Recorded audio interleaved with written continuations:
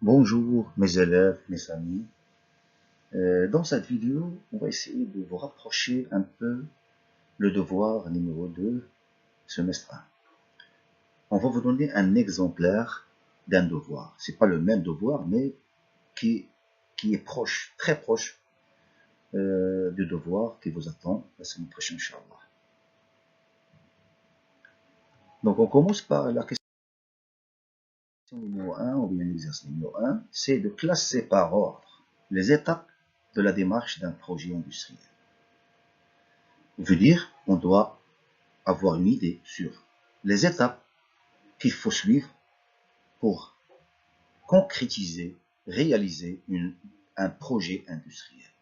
C'est ce qu'on appelle la démarche de projet industriel. Donc, comme vous savez, le point de départ de n'importe quel projet, c'est de savoir et de décider qu'est-ce qu'on doit faire au juste. Ou bien, tu veux inventer, ou bien tu veux rénover. Ou bien tu veux inventer un produit qui n'existe pas, ou bien tu veux rénover un produit qu'on utilise, mais il faut le rénover pour avoir un produit plus développé que le produit précédent. Donc, il faut décider qu'est-ce qu'on doit faire. Après, il faut faire, comme vous savez, les études préalables. Donc, on doit avoir des informations sur deux choses, le marché et le client. Voilà les deux choses qui nous concernent. Le marché, ça veut dire quelles sont les entreprises concurrentes, quels sont les produits concurrents à notre produit, avoir une idée sur les entreprises et leurs chiffres d'affaires qui sont concurrents à notre produit, et aussi des informations sur le client, veut dire son pouvoir d'achat, combien il peut payer, ses habitudes, sa mentalité, et etc. Donc, on appelle ça étude préalable. Après, on fait une étude économique que je préfère appeler analyse fonctionnelle de notre produit. On commence toujours par quelle est la fonction que ce produit assure. Et donc, il faut faire une analyse fonctionnelle pour arriver aux fonctions que doit avoir notre produit pour qu'il soit satisfaisant à notre clientèle. Cette étude analyse fonctionnelle ou bien étude économique finit par l'obtention d'un cahier de charge fonctionnel. Qu'est-ce qu'il y a dans le cahier de charge fonctionnel? Il y a le résumé de l'analyse fonctionnelle qu'on a fait auparavant. Ça veut dire que le cahier de charge, hein, c'est le résumé de l'analyse fonctionnelle. C'est pour ça qu'il faut faire l'analyse fonctionnelle et après avoir un cahier de charge fonctionnel. Après, on part avec notre cahier de charge fonctionnel pour faire une étude technique. Qu'est-ce qu'on peut faire dans les études techniques?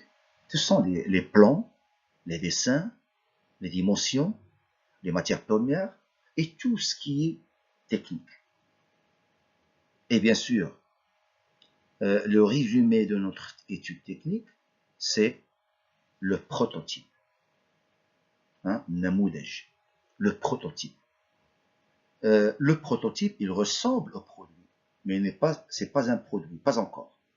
Donc le prototype, on l'essaie, il faut essayer le prototype. Si ça va, on passe à l'étape suivante. Si ça va pas, il y a quelque chose qui cloche. Donc on revient à l'étude technique et rectifier les erreurs. Et après, on fait un prototype numéro 2, etc. Jusqu'à l'obtention d'un prototype à 80% bien. Et après, on fait sa production. Ça veut dire on utilise les machines, les ouvriers, l'usine, etc. pour avoir le produit prêt à être consommé. Bien sûr, le produit a besoin d'une commercialisation, ça veut dire distribution des produits au point de vente, et aussi essayer de faire une publicité avec les médias pour avoir une plus grande propagation de notre produit.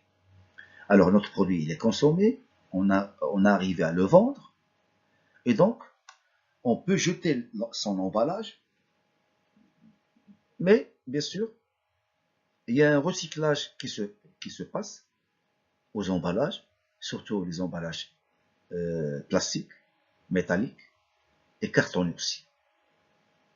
Bien, donc soit on fait un recyclage des emballages, soit on fait une destruction de ce produit, et surtout les produits alimentaires, donc on les jette dans les poubelles sans recyclage. Soit l'emballage est à recycler ou bien à ne pas recycler.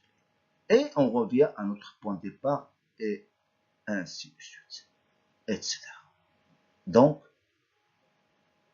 la démarche du projet, hein, c'est un ensemble des étapes qu'il faut suivre pour avoir un produit. Le deuxième exercice, c'est l'analyse fonctionnelle et surtout l'expression du besoin. L'expression du besoin grâce à un diagramme qui s'appelle diagramme bêta-corps. Mais en fin de compte, c'est un diagramme de l'expression du besoin. Bien, donc, on commence toujours par la situation problème. Ça veut dire, avant d'analyser le besoin à notre produit, il faut commencer par savoir la situation problème que vit notre client pour qu'il soit poussé à acheter le produit qui est ici une machine à laver. Donc, on lit la situation problème. Toutes les femmes et surtout les travailleuses, les fonctionnaires, les travailleuses, les ouvrières, etc., souffrent des travaux au foyer, et spécialement le lavage des vêtements sales. Ça veut dire que le lavage des vêtements sales grâce aux mains, c'est très très fatigant, et bien sûr les femmes travailleuses souffrent de ce travail-là, ce qui les oblige à acheter une machine à laver. Ils n'ont pas le choix. Qui va faire quoi? Qui va leur faciliter le lavage des vêtements sales et les autres tissus, les nappes des tables, etc. Et donc, la machine à laver a joué un rôle très important. Si on utilise une machine à laver, c'est pas comme si on utilise les mains. Hein. Il y a une large différence. Alors, il y a la machine à laver, c'est notre système automatisé qu'on veut étudier. Deuxièmement, ce sont les vêtements sales sur lesquels on agit, c'est-à-dire la machine à laver, sur quelle chose il va agir? Sur les vêtements sales. C'est qui est le bénéficiaire? Ce sont les femmes travailleuses. Hein? C'est à qui on rend service. Et le but, c'est faciliter le lavage des vêtements sales et les autres tissus. Alors, ces choses-là qu'on a soulignées, il faut les répartir dans un diagramme qui s'appelle diagramme bêta-corps. Alors ici, on va répondre sur quoi agit le produit, qu'il faut mettre ici son nom. Ici, à qui il va rendre service. Et ici, le but pour lequel on achète ce produit. Alors, voilà notre bêta-corps rempli avec les informations nécessaires. La machine à laver, c'est notre produit. Sur qui ou bien sur quoi agit-il? Sur les vêtements et les tissus sales, c'est-à-dire vêtements sales ou bien tissus sales. Voilà la matière d'œuvre. La matière d'œuvre. Alors, à qui on rend service? Aux femmes travailleuses. C'est à qui on rend service en premier lieu. Et aussi les femmes, toutes les femmes qui sont au foyer. Hein? Une maison, on ne peut pas imaginer une maison sans machine à laver, à l'heure actuelle, bien sûr. Dans quel but? C'est facilité, parce que avec une machine à laver, on trouve que le lavage des vêtements sales et les autres tissus seront très faciles grâce à cette machine. Et donc, notre expression de besoin, ou bien on peut dire verbalisation de besoin à la machine à laver. Alors on dit la machine à laver, ici là, c'est pas le machine, la machine, c'est une faute de frappe.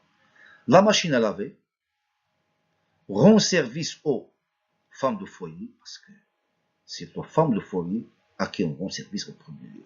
Et on peut ajouter même les femmes au foyer aussi. En agissant sur quoi? Sur les vêtements et le tissu sale. Pour, parce que après pour c'est un but. Donc pourquoi cette machine à laver rend service aux femmes travailleuses en agissant sur les vêtements et le tissu sale? C'est pour les laver facilement. Les ici remplace les vêtements et le tissu sale.